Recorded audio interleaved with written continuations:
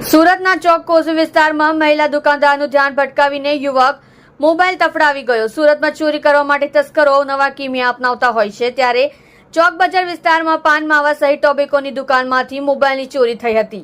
ચોરીની ઘટના સીસીટીવીમાં કેદ થઈ હતી, જેના આધારે પોલીસે ગુનો નોંધી વધુ તપાસ હાથ ધરી છે। અજાણ્યો દુકાનની અંદર આવ્યો હતો। કોઝવે 4 રસ્તા પાસે આવેલા ટોબેકોની દુકાનમાં ચોરી થઈ હતી।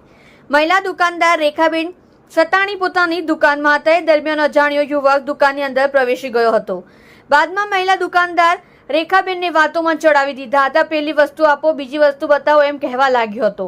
આમ કરીને શિફ્ટપૂર્વક જ્યારે રેખાબેનનું ધ્યાન નહોતું ત્યારે ખિસ્સામાં મોબાઈલ ટેબલ પરથી લઈને મૂકી દીધો હતો। સીસીટીવીમાં ચોરી દેખાઈ।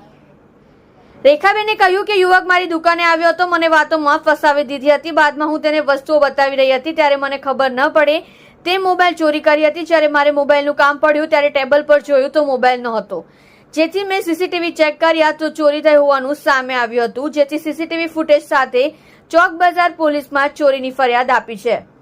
તમે જોઈ રહ્યા છો SD ન્યૂઝ ચેનલ ફેઝર શેખની સાથે।